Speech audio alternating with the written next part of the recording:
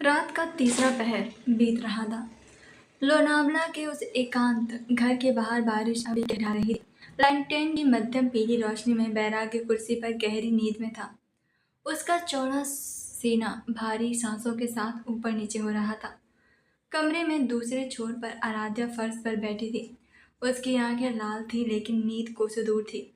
उसकी उंगलियां अपनी पिस्तौल को साफ कर रही थी, लेकिन उसका पूरा ध्यान बैरागी के उस खामोश और दर्द भरे चेहरे पर था। अचानक बाहर जंगल में आने वाली झींगरों की और रात की पक्षियों की आवाज़ें एक झटके से बंद हो गई। सिर्फ बारिश का शोर बचा था। आराध्या के प्रशिक्षित दिमाग ने तुरंत खतरे का अलार्म बजा दिया। प्रकृति का अचानक से शांत होना कभी भी अच्छा संकेत नहीं होता। उसने अपनी पिस्तौल पर मैगजीन डाली और बिना कोई आवाज़ के अपनी जगह से खड़ी हो गई। वह खिड़की की तरफ बढ़ी ही थी कि अंदर से एक लाल रंग की एक बेहद बारीक लेजर किरण सीधे वैराग्य के सीने पर आकर रुकी। वैराग्य!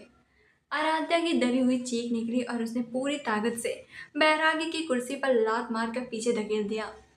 खिड़की का कांच चकनाचूर हुआ और एक भारी गोली ठीक उसी जगह की दीवार में जाकर धंस गई जहां पर एक सेकंड पहले बैरागी का सीना था। बैरागी नींद से ऐसे उठा जैसे वह कभी सोया ही ना हो। उसका शरीर दर्द से अकड़ा हुआ था। बाईं तरफ का घाव फिर से खुल गया था और पट्टी पर खून का लाल रंग तेजी से फैलने लगा था। लेकिन उसकी आंखों में कोई दर्द नहीं था, वहां सिर्फ मौत का तांडव था। मोहिनी के कमरे में जाओ, बैराग ने फर्श पर रेंगते हुए ब्लाइंड स्पॉट की तरफ बढ़ते हुए कहा। उसकी आवाज में एक रत्ती भर भी घबराहट नहीं थी। तुम घायल हो? आराध्या ने पलट बार किया। तुम्हें मेरी फिक्र करने की जरूरत नहीं है, अपनी बहन को बचाओ। बैरागी की आवाज में वो पुराना खूंखार अधिकार लौट आया था। आराध्या जमीन पर फिसलते हुए मोहिनी के कमरे के दरवाजे पर पहुंची। अंदर मोहिनी गोलियों की वजह से जाग गई थी और फिर वह खौफ से कांप रही थी। बिस्तर के नीचे छुप जाओ और आंखें बंद कर लो मोहिनी। आराध्या ने दरवाजा बंद किया और बाहर दलान में अपनी पिस्तौल तान कर खड़ी हो गई। मुख्य दरवाजा एक जोरदार धमाके साथ टूटकर अंदर गिरा। 6 भारी भरकम काले कपड़ों में लोग अंदर घुसे। वे उस शैतान के भेजे हुए मौत के फरिश्ते थे जो काम खत्म करने के लिए आए हुए थे। लेकिन उन्हें नहीं पता था कि वे मौत देने नहीं, बल्कि मौत के देवता के जबड़े में खुद चढ़कर आए थे। पहला हमलावर आराध्या की तरफ बढ़ा, लेकिन इससे पहले कि वह ट्रिगर दबा पाता, आराध्या ने अपनी अचूक फुर्ती से उसके घुटने पर गोली मारी और जैसे ही वह नीचे झुका, दूसरी गोली सीधे उसके माथे के बीचों बीच उतार दी। इतने में 2 हमलावर बैरागी की तरफ लग गए। बैरागी निहत्था था और उसका एक हाथ पूरी तरह से घायल था। एक हमलावर ने बैराग पर राइफल तानी, लेकिन बैराग अपनी जगह से हिला तक नहीं।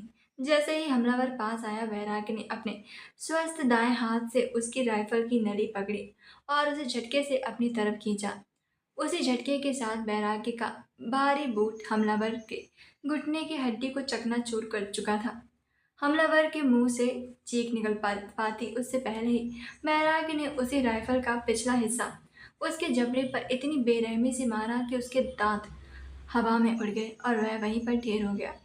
बैरागी ने उसकी राइफल अपने हाथ में ली। अब वह निहत्था नहीं था। अगले 2 मिनट उस छोटे से घर में केवल गोलियां और टूटी हुई हड्डियां और दर्दनाक चीखों का शोर गूंजता रहा। आराध्या और बैराग ने एक दूसरे की तरफ देखा। उन लोगों ने कोई बात नहीं की थी और ना ही कोई योजना बनाई थी, लेकिन उनकी लड़ाई का तालमेल ऐसा था जैसे वे बरसों से एक साथ जंग लड़ रहे हों। जहां आराध्या अपनी तेजी और सटीकता से दुश्मनों का भेजा उड़ा रही थी, वहीं बैराग एक घायल और खूंखार दरिंदे की तरह उनके शरीरों को चीर रहा था। कुछ ही पलों में वे 6 हमलावर फर्श पर लाशों के रूप में तब्दील हो चुके थे। पूरे कमरे में बारूद और ताजे खून की गंध भर गई। आराध्या की सांसें तेज चल रही थी। उसने मोहिनी के दरवाजे को एक बार देखा। वह सुरक्षित थी। फिर उसकी नजर बैरागी पर गई। बैरागी दीवार के सहारे खड़ा था। उसकी अंगुलियों से खून टपक रहा था, लेकिन वह उसका अपना था या दुश्मनों का, ये बताना मुश्किल था।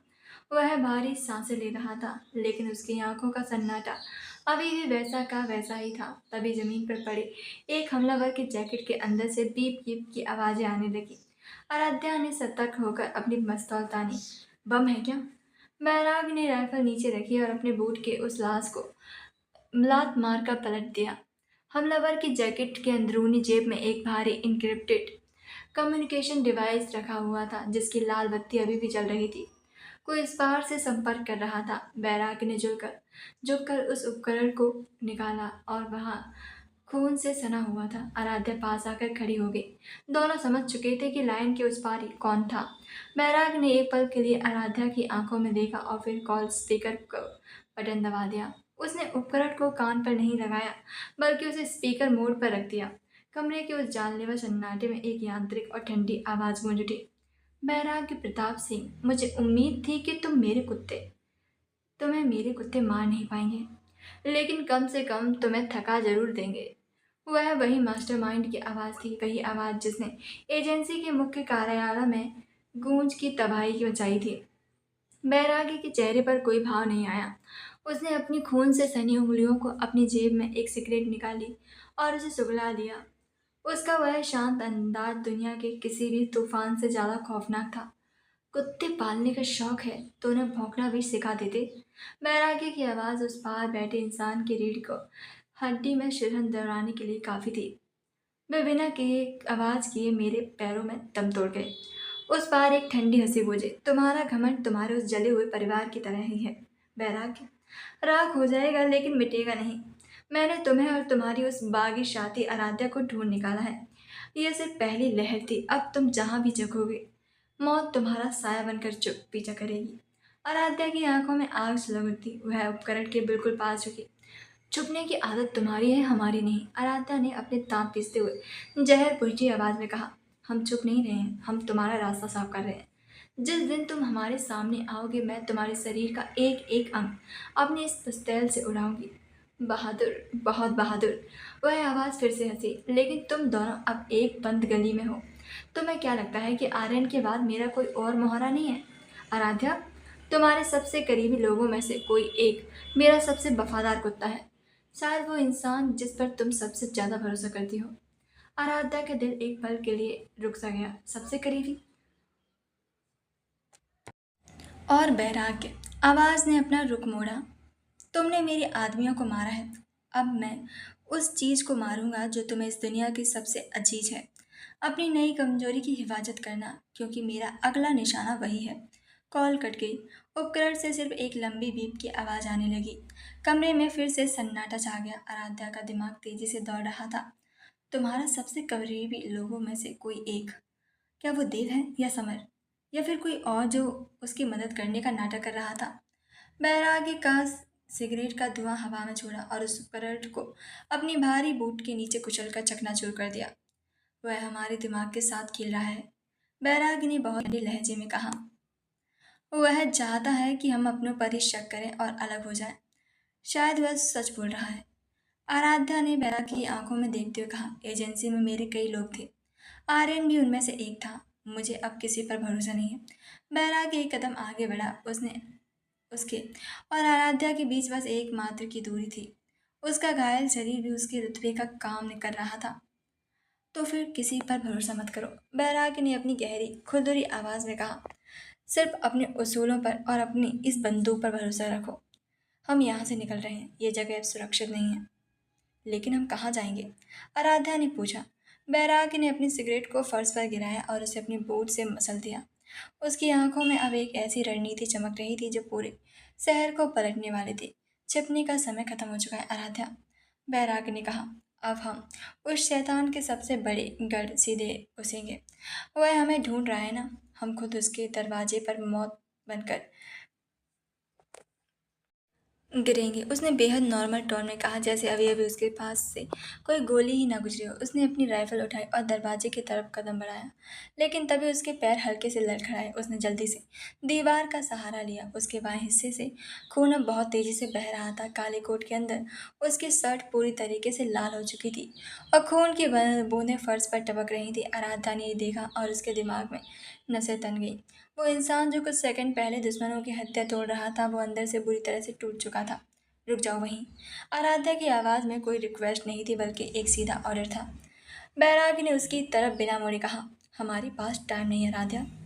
अगर उस बॉस को पता है कि हम यहाँ हैं तो उसका बैकअप रास्ते में ही होगा। मुझे मोहिनी को सेफ जगह, मैंने कहा रुको।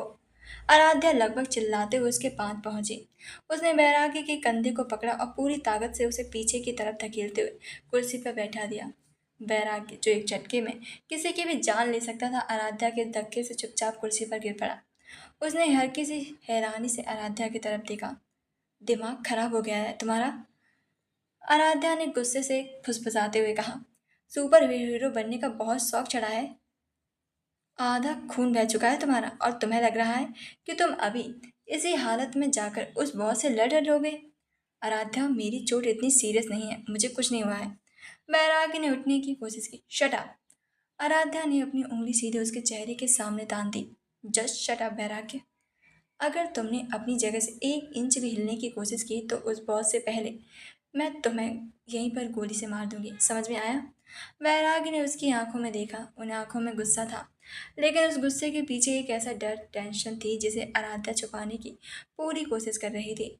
बैरागी को अपनी चोट की परवाह नहीं थी, उसे बस इस बात की टेंशन थी कि आराध्या और उसकी बहन को कुछ ना हो। लेकिन आराध्या के इस गुस्से ने उसे अंदर तक शांत कर दिया था। उसने बिना कोई बहस किए खुद को कुर्सी पर पीछे की तरफ टिका दिया। शर्ट उतारो। आराध्या ने फर्स्ट एड किट खोलते हुए कहा। वैराग्य के हाथ खून से सने थे और दर्द की वजह से काम नहीं कर रहे थे। आराध्या ने कोई इंतजार नहीं किया, वह आगे बढ़ी और उसने खुद बैरागी के कोट से खींचकर निकाह उतारा। फिर उसने बिना कोई हिचकिचाहट के उसकी शर्ट के बटन खोले और शर्ट को पीछे धकेल दिया। घाव गहरा था, गोली आर पार हो गई थी, लेकिन उसने काफी डैमेज किया था। खून लगातार रिस रहा था। आराध्या का दिल एक सेकंड के लिए सहम गया, लेकिन उसने अपने चेहरे पर वो टेंशन नहीं आने दी। उसने कॉटन और एंटीसेप्टिक उठाया। ये थोड़ा जलेगा, आराध्या ने कहा और बिना रुके कॉटन को सीधे घाव पर दबा दिया। एंटीसेप्टिक की तेज जलन से बैरागी की जबड़े की नसें कस गईं। उसकी मुट्ठी कस गई, लेकिन उसने एक आवाज तक नहीं निकाली। उसकी गहरी काली आंखें सीधे आराध्या के चेहरे पर टिकी थी। आराध्या बहुत फोकस के साथ उसका खून साफ कर रही थी। वो बार बार पट्टी बदल रही थी। तुम्हें मेरी फिक्र करने की जरूरत नहीं है, बैरागी ने खामोशी तोड़ते हुए धीमी आवाज में कहा। आराध्या ने गुस्से से उसकी तरफ देखा। तुम्हें क्या लगता है मैं तुम्हारी फिक्र कर रही हूँ? गलत फहमी मत रहना। तुम मेरे सामने मर गए हो, ठीक है? तो मैं उस शैतान को कैसे पहुंचूंगी? मुझे तुम्हारा नेटवर्क चाहिए, इसलिए तुम्हें जिंदा रखना मेरी मजबूरी है। बैरागी के चेहरे पर एक बहुत ही हल्की रियल मुस्कान आ गई। आराध्या कितनी भी रफ बनने की कोशिश कर रही थी, लेकिन उसके हाथों का वो हल्का सा कांपना सच बयां कर रहा था। झूठ बोलना तुम्हें आज भी नहीं आता पार्टनर, बैरागी ने बुदबुदाते हुए कहा। आराध्या ने झटके से पट्टी को थोड़ा टाइट बांधा, जिससे बैरागी को हल्का सा दर्द महसूस हुआ। ज्यादा स्मार्ट मत बनो, आराध्या ने उसे डांटते हुए कहा। तुम्हारी इसी बेवकूफ़ी की वजह से हम आज इस हालत में हैं। तुम्हें क्या जरूरत थी उन स्नाइपर्स के बीच अकेले रुकने की? मुझे बता नहीं सकते थे? आराध्या की इस डांट में एक अजीब सा अपनापन था। वो ऐसे डांट रही थी जैसे कोई अपने किसी बहुत खास इंसान को उसकी लापरवाही पर डांटता है। बैरागी, जिससे पूरा शहर कांपता था, वो आज एक छोटे बच्चे की तरह आराध्या की डांट सुन रहा था। और सच तो ये था कि उसे आराध्या का ये गुस्सा, ये केयर बहुत सुकून दे रही थी। अचानक बैरागी ने अपना दायां हाथ उठाया और आराध्या की उस उंगली को हल्के से पकड़ लिया जिससे वो पट्टी का टैप काट रही थी। आराध्या के हाथ रुक गए। उसने नजरें उठाकर बैरागी को देखा। दोनों के चेहरे पर एक दूसरे के बहुत करीब थे। बैरागी की भारी सांसें आराध्या के चेहरे को छू रही थी। मैंने वो सब इसलिए किया आराध्या, बैरागी की आवाज़ अब बिल्कुल सीरियस और डीप हो चुकी थी, क्योंकि मैं तुम्हारे उस बहन के चेहरे पर फिर से वो खौफ नहीं देखना चाहता था, और मैं तुम्हें किसी भी कीमत पर उस आग में नहीं जलने दे सकता था। आराध्या की आंखों में जो गुस्सा था वो एकदम से पिघल गया। बैरागी के इस एक सच ने उसके अंदर की सारी कड़वाहट को खत्म कर दिया था। उसने बैरागी के हाथ को नहीं झिझका, उसने बस गहरी सांस ली और पट्टी को पूरी तरीके से फिक्स कर दिया। हो गया, आराध्या ने पीछे हटते हुए कहा, अपनी फीलिंग्स को वापस कंट्रोल करते हुए। 10 मिनट, सिर्फ 10 मिनट आराम करो। तब तक मैं मोहिनी को पैकअप करने की तैयारी बोलती हूँ, ठीक है? उसके बाद हम सीधे यहाँ से निकलेंगे। आराध्या ने फर्स्ट एड किट समेटने लगी, लेकिन उसका दिमाग पूरी तरीके से ब्लैंक हो चुका था। बैरागी की वो खामोश प्रवाह उसका हर कदम पर ढाल बनकर खड़े रहना आराध्या के दिल में एक ऐसी जगह बना रहा था जिसे वो खुद भी एक्सेप्ट करने से डर रही थी। बैरागी कुर्सी पर बैठा उसे ही देख रहा था। उसका खून अब रुक चुका था और आराध्या की उस जबरदस्ती वाली केयर ने उसे एक नई एनर्जी दे दी थी। जब वो सिगरेट बॉज चाहे जो भी खेल खेल रहे थे, बैरागी जानता था कि आराध्या पूरी तरीके से उसके साथ है। वहीं मोहिनी अपने कमरे में बिस्तर पर सिमटी हुई थी। गोलियों की आवाज ने उसे अंदर तक डरा दिया था। आराध्या ने दरवाजा धीरे से खोला और उसके पास जाकर बैठ गई। उसने अपनी बहन के सिर पर हाथ फेरा और उसे पानी के साथ नींद की एक हल्की सी दवा दे दी। सो जा बच्चा, अब सब ठीक है। जब तक मैं जिंदा हूँ कोई परछाई भी तुम तक नहीं पहुँच सकती। आराध्या ने उसके माथे को चूमते हुए कहा। दवा के असर और थकान से मोहिनी कुछ ही पलों में गहरी नींद में चली गई। आराध्या ने उस पर कंबल उड़ाया और दरवाजा आधा खोला छोड़कर बाहर हॉल में आ गई ताकि मोहिनी की आवाज़ उस तक पहुंच सके। बाहर हॉल में लाइटें की पीली रोशनी के बीच बैराग उसी कुर्सी पर आंखें बंद किए हुए बैठा था। उसकी सांसें अब थोड़ी सी सामान्य हो गई थी। आराध्या उसके सामने वाले स्टूल पर बैठी हुई थी कि बैराग ने अपनी आंखें खोली। एक बहुत ही सहज लेकिन थकी हुई आवाज़ में कहा, यहाँ कुछ खाने को मिल सकता है क्या?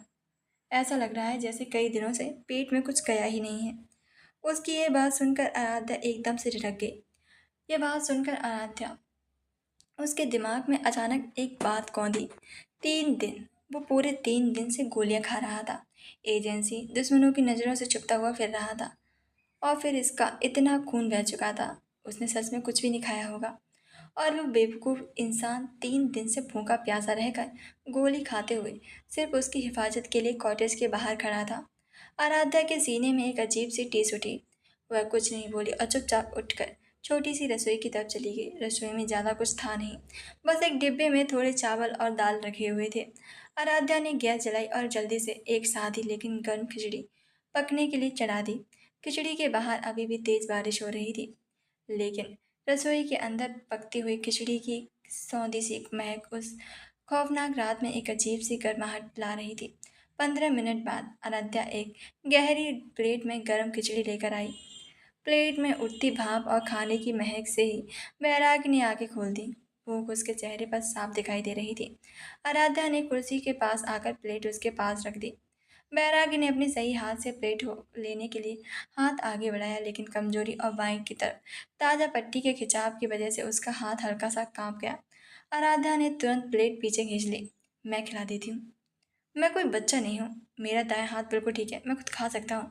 बैरागी ने अपनी उस ठेस अकड़ और जिद के साथ कहा। एक माफिया किंग किसी और के हाथों से खाना खाए, यह उसका अहंकार बर्दाश्त नहीं कर सकता था। आराध्या ने उसे एक ऐसी खूंखार और घूरती हुई नज़र से देखा कि अच्छे अच्छे क्रिमिनल्स भी उस नज़र के आगे पानी मांग ले। तुम्हारी बकवास सुनने का टाइम नहीं मेरे पास, आराध्या ने उसे डांटते हुए कहा। चुपचाप मुंह खोलो। तुम्हारी पट्टी अभी अभी मैंने बहुत मुश्किल से बांधी है और मैं बिल्कुल नहीं चाहती कि तुम्हारे इस फालतू के ईगो की वजह से टांके फिर से खिंचे और खून बहना शुरू हो जाए।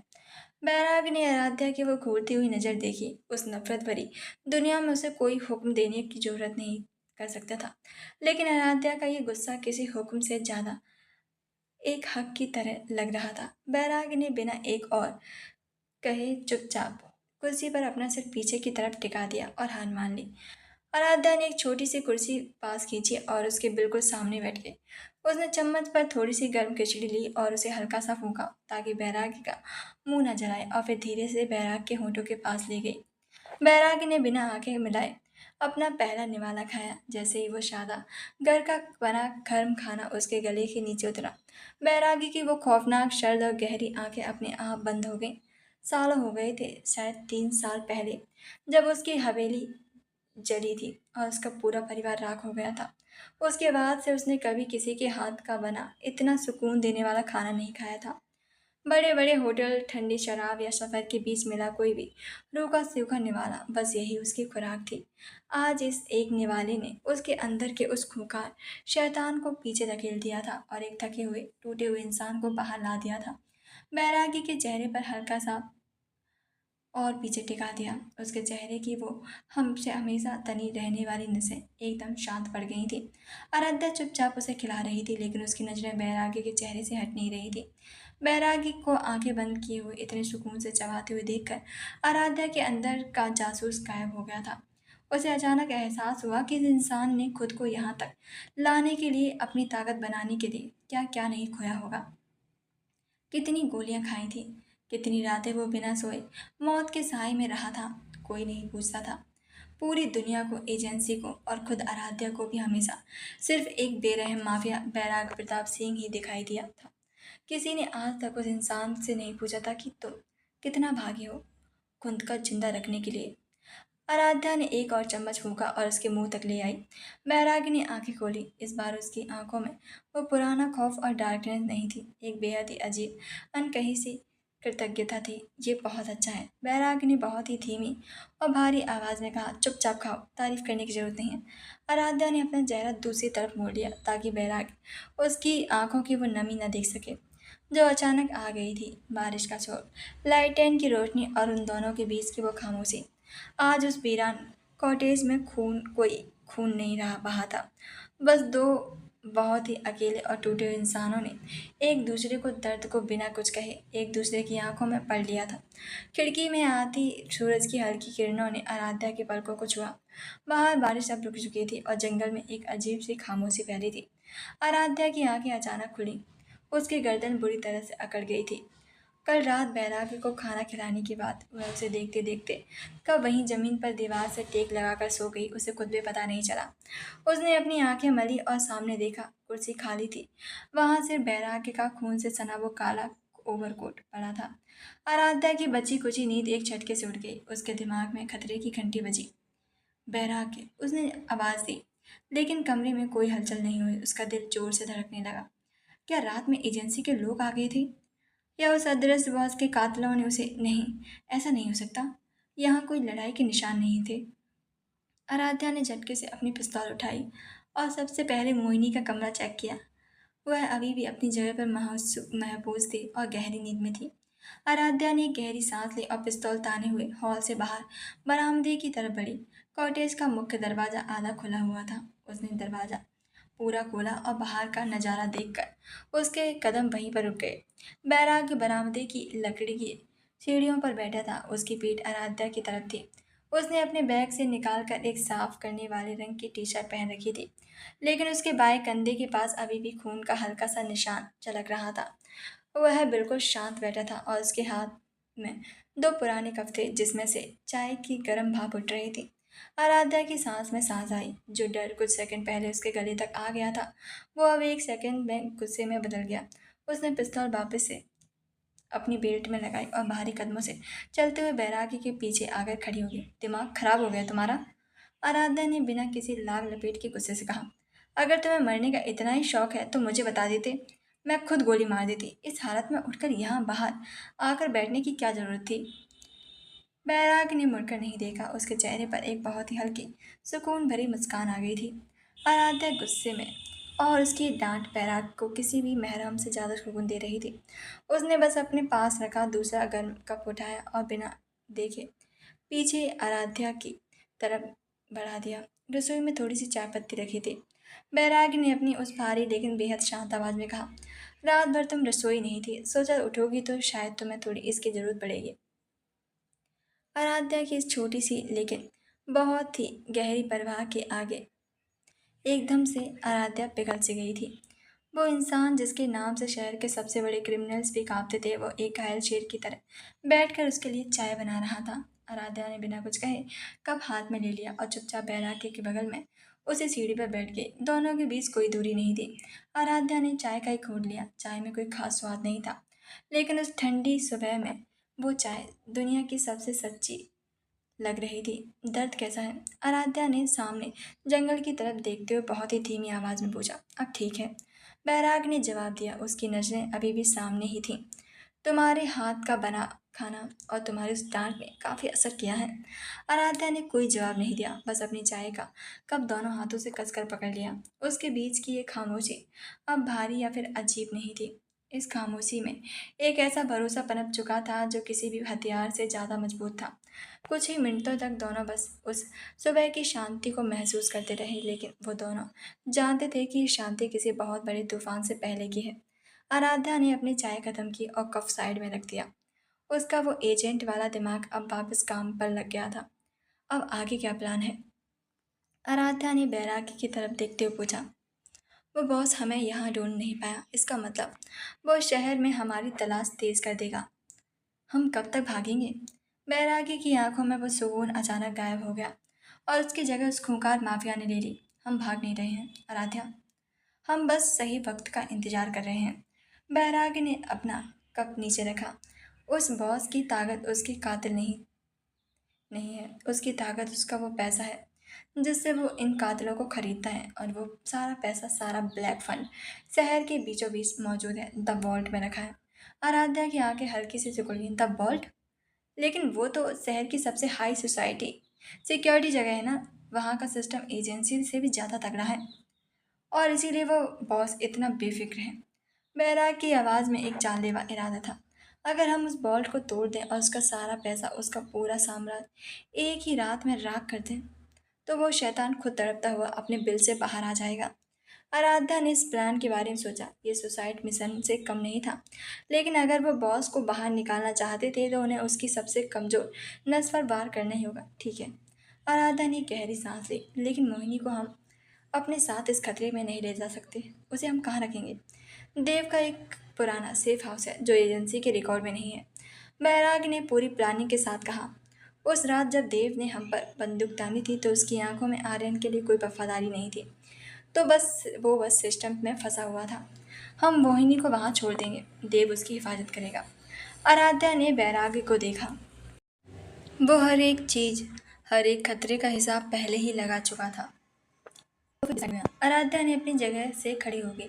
उसकी आंखों में अब कोई कसमकस नहीं थी। आज रात हम मोहिनी को सेफ हाउस छोड़ेंगे और कल कल हम उस बॉल्ट को शमशान बनाएंगे। बैराग भी अपनी जगह से खड़ा हो गया। उसने अपना घायल हाथ अपनी पॉकेट से में डाला और आराध्या की आंखों में देखा। तैयारी शुरू हो चुकी थी। अब उनके सामने कोई ऐसे एजेंसी का ड्रामा नहीं था, कोई कानून नहीं था, अब सिर्फ वो दोनों थे। और उनके सामने था वो आखिरी मिशन जो या तो उस बॉस को राख कर देगा या फिर इन दोनों को हमेशा के लिए उस अंधेरे में दफन कर देगा। रात का अंधेरा मुंबई के शहर को अपने आगोश में ले चुका था। सड़कों पर गाड़ियों की आवाज़ें कम हो गई थी, लेकिन आराध्या और बैराग के दिमाग में एक अलग ही तूफान चल रहा था। बैराग की काली एसयूवी शहर के बाहरी इलाकों में एक पुरानी बंद पड़ी मील के पीछे आकर रुकी। ये जगह देव का खुफिया सेफ हाउस थी, जो किसी भी रडार या फिर सरकारी रिकॉर्ड में दर्ज नहीं थी। बारिश की हल्की बूंदाबांदी हो रही थी। आराध्या ने पीछे मुड़कर देखा। मोहिनी सहमी हुई सीट पर बैठी थी। उसकी आंखों में वो खौफ था जो एक छोटी बच्ची अपनी इकलौती बहन को मौत के मुंह में जाते हुए देखकर महसूस करती है। आराध्या ने अपनी गहरी सांस ली और पीछे का दरवाजा खोला। आ जाओ मोहिनी। बाहर अंधेरे में एक परछाई खड़ी थी, देव। उसने अपनी जैकेट की कॉलर ऊपर कर रखी थी। जैसे ही बैराग की गाड़ी से बाहर निकला, देव का हाथ अपने आप अपनी गन की तरफ चला गया। रिलैक्स देव।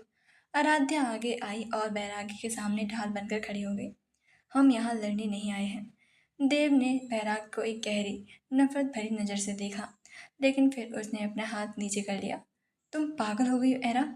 देव की आवाज़ में एक निराशा और फिक्र दोनों थी। पूरी एजेंसी तुम्हारे पीछे पागलों की तरह पड़ी है। आर्यन को तुम्हारे एक्सपोज कर दिया है, लेकिन वो जो लोग आर्यन के ऊपर बैठे हैं वो तुम्हें और इसे, वैरागी की तरफ इशारा करते हुए कहा, जिंदा नहीं छोड़ेंगे। मुझे उनकी परवाह नहीं है देव। आराध्या की आवाज़ एकदम फ्लैट और सर्द थी। मुझे बस मेरी बहन की फिक्र है। मैं उसे उस बॉस के रहमो करम पर नहीं छोड़ सकती। तुम्हें इसे यहाँ सेफ रखना होगा। क्या तुम इतना कर सकते हो? देव ने मोहिनी को देखा जो ठंड और डर से कांप रही थी। देव ने एक लंबी सांस ली। मैं अपनी जान दे दूंगा, लेकिन इसे कोई खरोच नहीं आने दूंगा। ये मेरा वादा है एरा। आराध्या ने मोहिनी को अपने गले लगा लिया। मोहिनी फूट फूट कर रोने लगी। दीदी प्लीज़ मेरे साथ रुक जाओ, मुझे बहुत डर लग रहा है।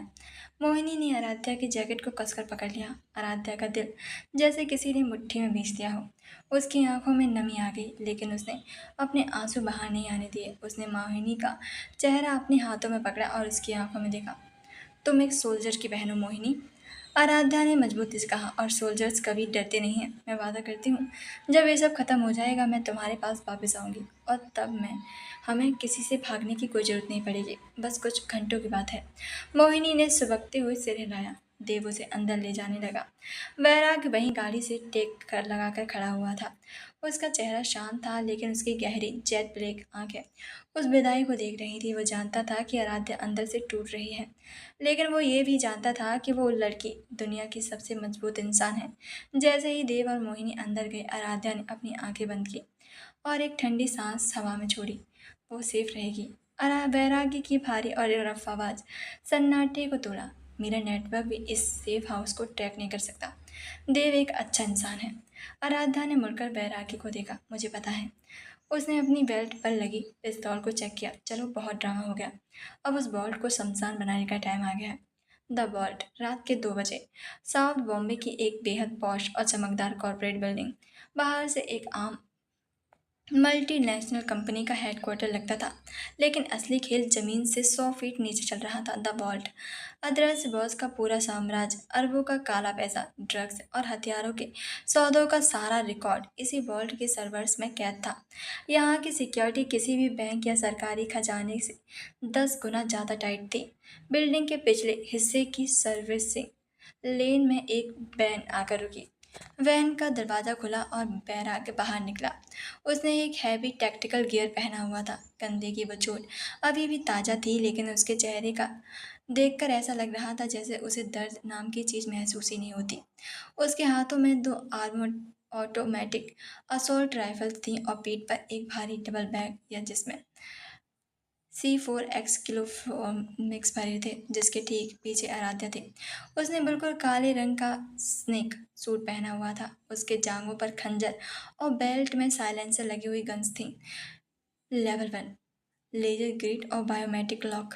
आराध्या ने अपने हाथ में पकड़े छोटे से हैकिंग डिवाइस को देखते हुए कहा, तुम्हें बस मुझे मैन पैनल तक पहुंचाना है, और जो बीच में आएंगे। बैराग ने अपनी राइफल की सेफ्टी केस हटाते हुए कहा, वो तुम्हारी प्रॉब्लम है। आराध्या ने बिना किसी एक्सप्रेशन के कहा और वेलिटेशन के शॉट का कवर खोलकर अंदर घुसक गई। बैराग के चेहरे पर एक डार्क स्माइल आ गई। कुछ ही मिनटों में आराध्या ने हैकिंग डिवाइस से मैन पावर लाइन्स में एक छोटा सा ग्लिच पैदा किया। सिक्योरिटी कैमरे 10 सेकंड के लिए लूप पर चले गए। इन्हीं 10 सेकंड में बैराग ने बेसमेंट के पिछले दरवाजे पर खड़े 4 गार्ड्स की गर्दनें इस खामोशी और बेदर्दी से तोड़ी कि उनके मुंह से चीख तक नहीं निकली। बेसमेंट के अंदर का माहौल एकदम शांत था। एक लंबी और स्टील से बनी टनल थी, जिसके आखिर में वो भारी बॉल्ट था, लेकिन उस टनल में 25 से ज़्यादा एलीट गार्ड्स भारी हथियारों के साथ पहरा दे रहे थे। आराध्या ऊपर वेंटिलेटर से उतरी और बैराग के बगल में आकर कवर के पीछे छुप गई। 25 हैं, आराध्या ने फुसफुसाते हुए कहा। सीधा गए तो छलनी हो जाएंगे। छलनी वो होंगे, हम नहीं। बैराग ने अपने बैग से 2 स्मोक ग्रेनेड निकाले।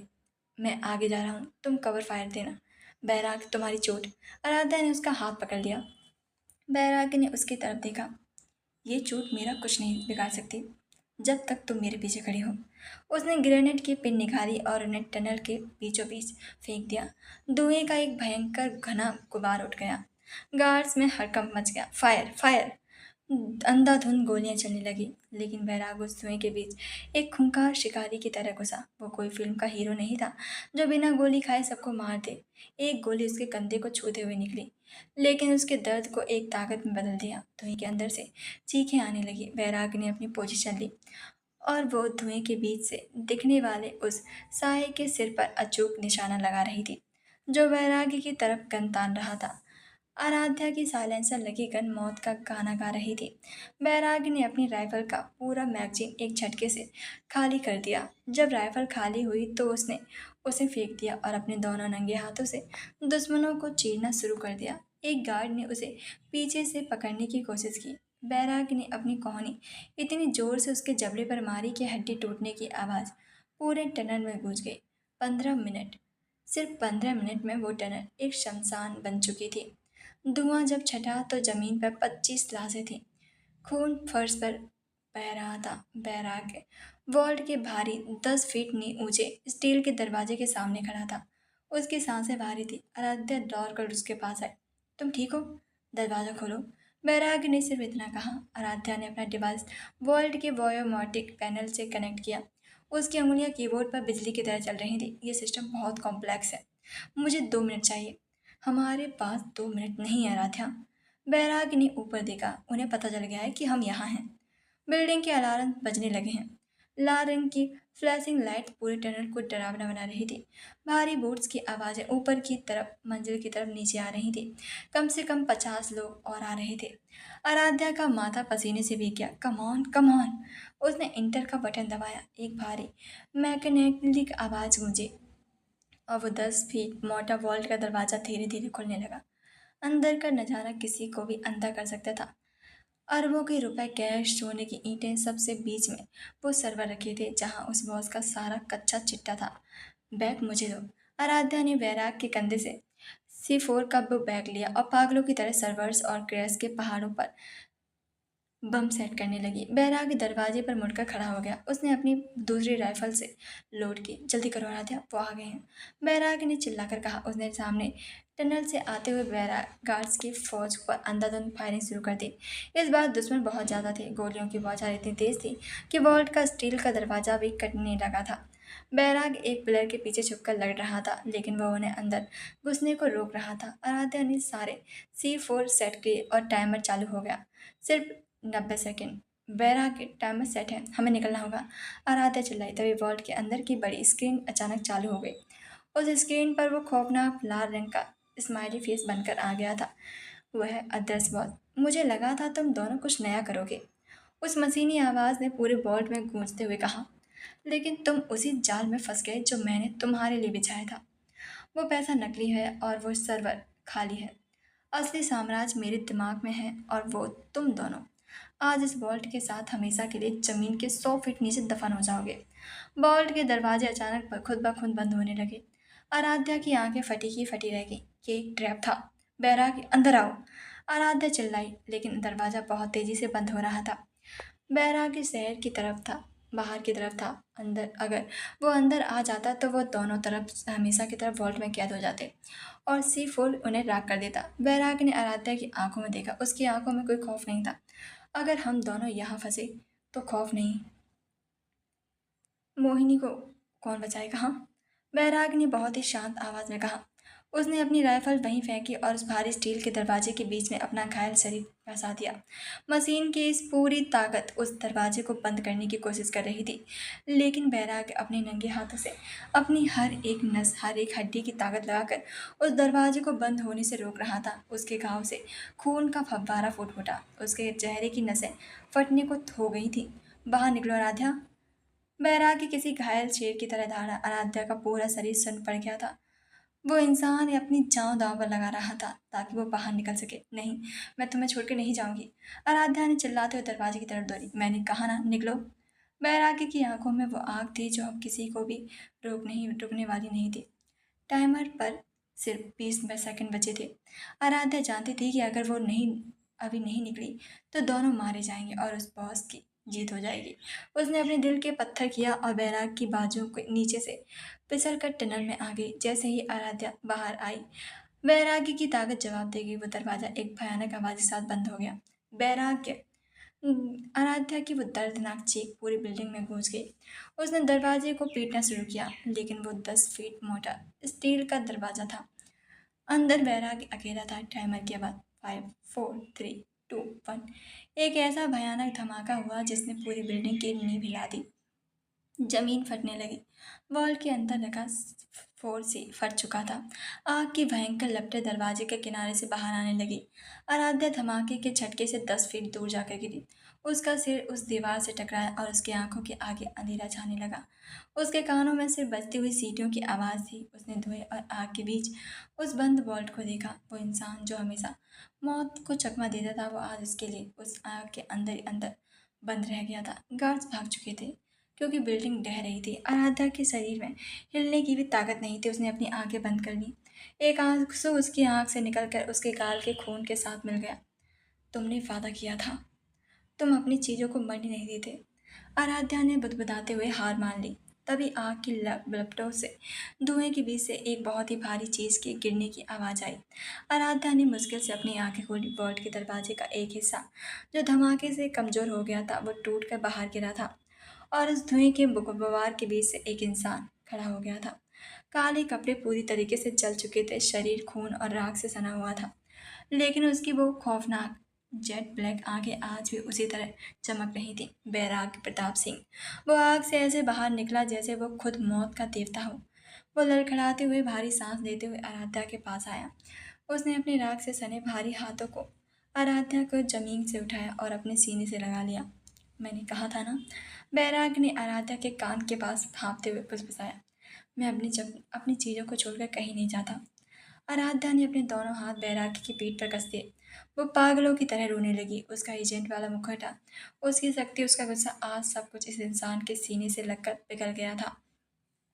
पूरी बिल्डिंग उनके पीछे जलकर राख हो रही थी, लेकिन उन दोनों को अब कोई परवाह नहीं थी।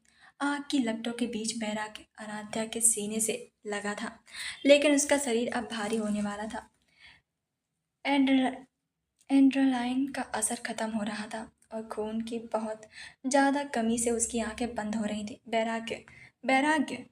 आराध्या ने उसके गालों को थपथपाया। उसके हाथ बैराग्य के खून से पूरी तरीके से लाल हो चुके थे। मैं ठीक हूँ।